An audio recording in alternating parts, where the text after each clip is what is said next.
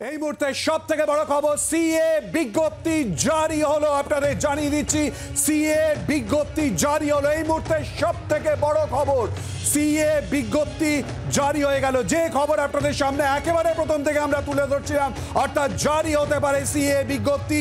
ইতিমধ্যেই সিএএ বিজ্ঞপ্তি জারি করা হলো, আজ রাত থেকে জারি হতে পারে ইতিমধ্যেই, যেটা জানা যাচ্ছে। এবং ইতিমধ্যেই জারি করা হলো নাগরিকত্ব সংশোধিত আইন, ইতিমধ্যেই জারি করা হলো। এই বিজ্ঞপ্তি জারি করা হলো। এই মুহূর্তে সব থেকে বড় খবর, যে খবর আপনাদের সামনে আমরা তুলে ধরছি, অর্থাৎ সিএ বিজ্ঞপ্তি জারি করা হলো। এই বিজ্ঞপ্তি নিয়ে ইতিমধ্যেই প্রতিক্রিয়া পাওয়া গেছে, অর্থাৎ বিজ্ঞপ্তি জারির পর কি প্রতিক্রিয়া উঠে আসে সেদিকেও আমাদের নজর থাকবে। কিন্তু তার আগেই আমরা প্রতিক্রিয়া আপনাদের সামনে তুলে ধরেছি। ইতিমধ্যেই যেটা জানা যাচ্ছে, এই মুহূর্তে সব থেকে বড় খবর, সিএএ নাগরিকত্ব সংশোধিত আইন ইতিমধ্যেই জারি করা হলো। এই বিজ্ঞপ্তি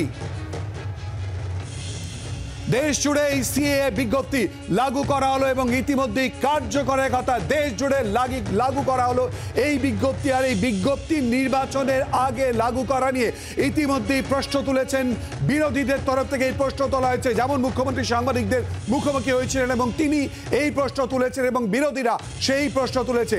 অপরদিকে বিজেপির প্রতিক্রিয়া আপনাদের সামনে আমরা তুলে ধরেছি। সুকান্ত মজুমদার কিছুক্ষণ আগে আমাদেরকে টেলিফোনে বলেছেন যে তাদের এই বক্তব্য ছিল, অর্থাৎ আগেই তারাই ঘোষণা করবেন।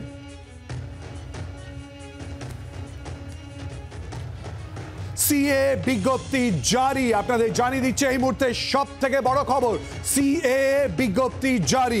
যে খবরের দিকে আমরা নজর রেখেছিলাম, অর্থাৎ এই বিজ্ঞপ্তি আজ জারি হবে বলে যে কথা বারবার করে বলা হচ্ছিল, সেই বিজ্ঞপ্তি ইতিমধ্যেই জারি। সিএ বিজ্ঞপ্তি জারি, যে খবর আপনাদের সামনে আমরা তুলে ধরছি, এই মুহূর্তে সব থেকে বড় খবর, সিএ বিজ্ঞপ্তি জারি।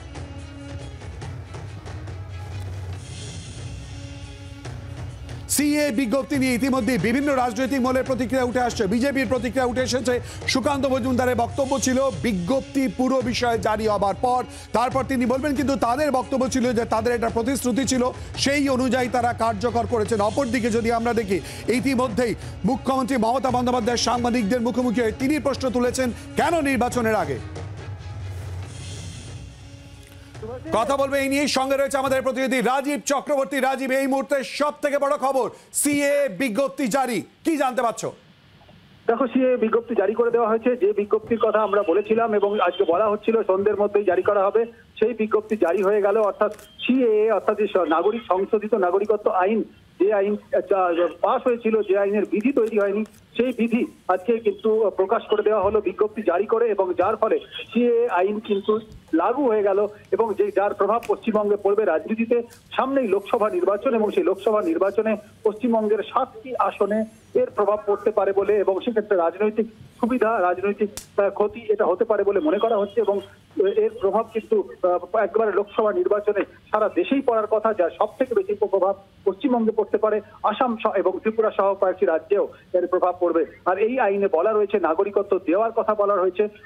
বাংলাদেশ, পাকিস্তান এবং আফগানিস্তান থেকে যারা শরণার্থী হয়ে এসেছেন 2014 31শে ডিসেম্বরের আগে, তাদের নাগরিকত্ব দেওয়ার জন্য এই আইন এবং সেই আইনের বিধি কিন্তু চালু হয়ে গেল। বিধি ঘোষণা করে দিল কেন্দ্রীয় সরকার, এবং তার ফলে কিন্তু সিএএ, যেটি এতদিন ধরে তর্ক বিতর্ক চলছিল, তা কিন্তু চালু হয়ে গেল।